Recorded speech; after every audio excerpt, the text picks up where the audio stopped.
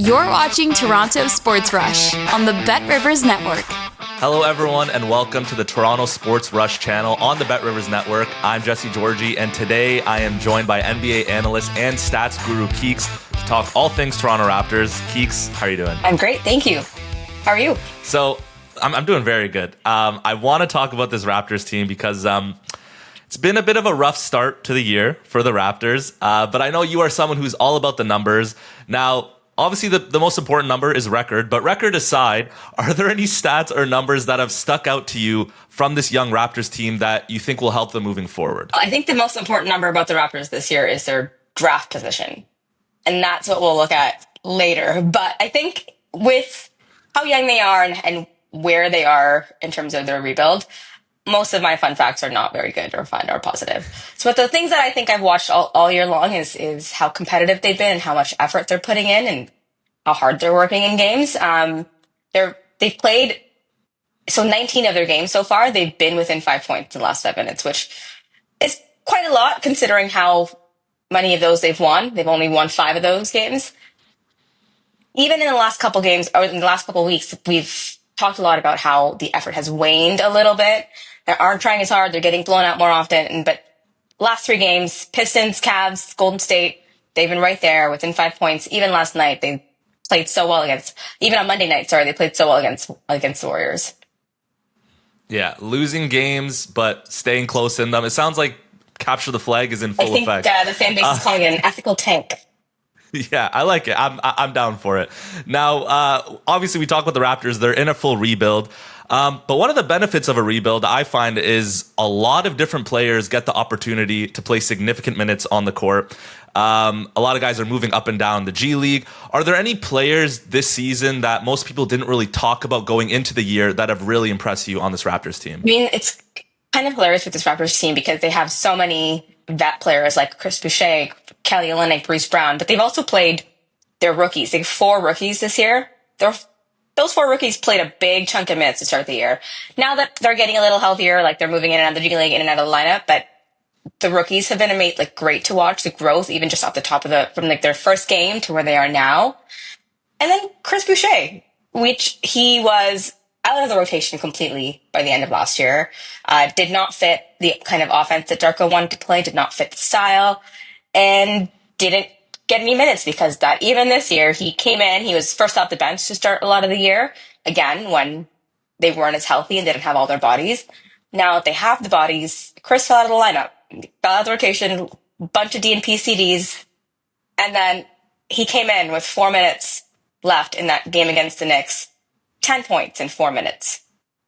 Did it win the game? No, but the energy and hustle was kind of insane to watch. The next game against the Cavs, 23 points. I think he made his first 4 threes.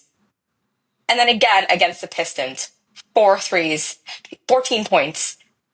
All after a bunch of DNP CDs. He was out of the rotation. Nobody said anything about.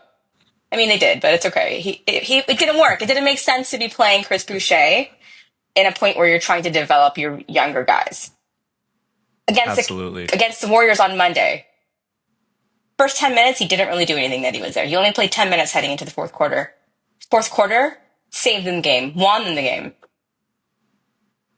Now, I don't know if we necessarily want to win games, but we'll take it. Chris Boucher One had a win is not going to hurt you. I agree.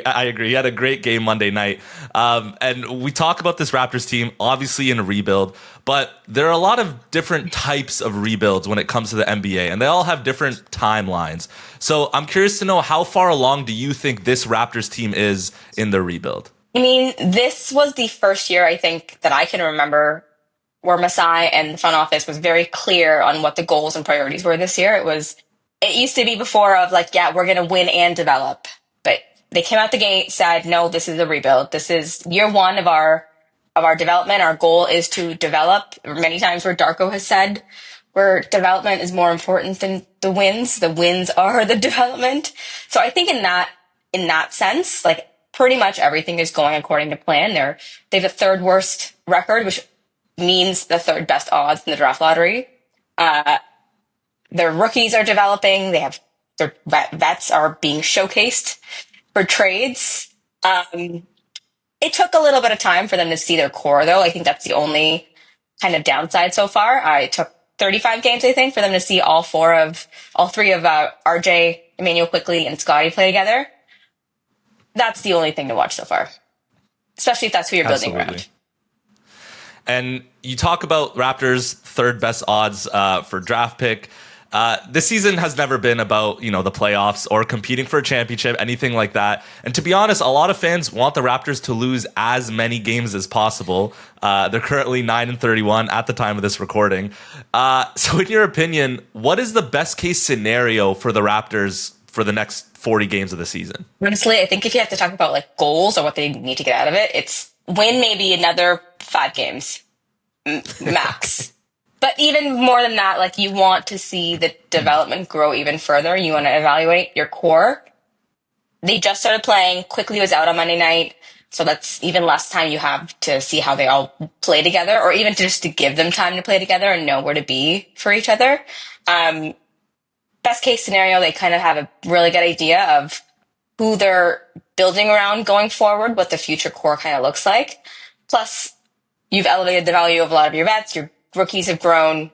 You have a top 5 draft pick.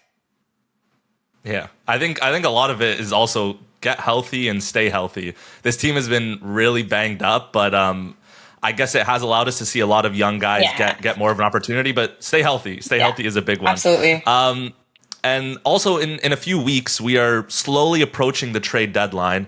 Now, usually you don't talk about the trade deadline with teams that are in complete tank and rebuild mode. But the Raptors do have some veterans that could bring a lot of value in this market that could help teams competing for playoff spots, championships. Do you think there are any players on this team, perhaps a Jakob Poeltl or a Kelly Olynyk, that the Raptors should consider moving if they get some assets for it? I think the Raptors are definitely like full in sell mode for the most part heading into the deadline. Kelly Olynyk, Bruce Brown, they've been showcasing a lot. Davion Mitchell, I think they tried to showcase a little bit earlier, but not as much. Chris Boucher, very obvious trade candidate. I think he has a lot of fans in a few different organizations, a lot of scouts there on Monday night. Definitely the Kelly Olynyks and the Bruce Browns and the Chris Bouchers. Jakob Poeltl, I think you can't really get rid of unless you have an equivalent option coming back or multiple first-round draft assets. It's when you're a rebuilding team and you don't have a decent center to kind of ground all the rookies and the young guys that you're playing, you're kind of hampering their development by a lot. Definitely. And I mean, it would probably make the Raptors lose a few more games, which kind of leads to my last and final question. I'm putting you a little bit on the spot here. What draft pick do you think the Raptors are going to get? Are they getting that number 1? Are they capturing the flag? As long as the tank stays ethical and they are not, what's the right word? Cheating, maybe? Is that the right word? Yes. Draft gods will thank us. Perfect. Awesome. Well, Keith, thank you so much for your time. We really appreciate it. Thanks for having me. Thanks for watching Toronto Sports Rush on the Bet Rivers Network.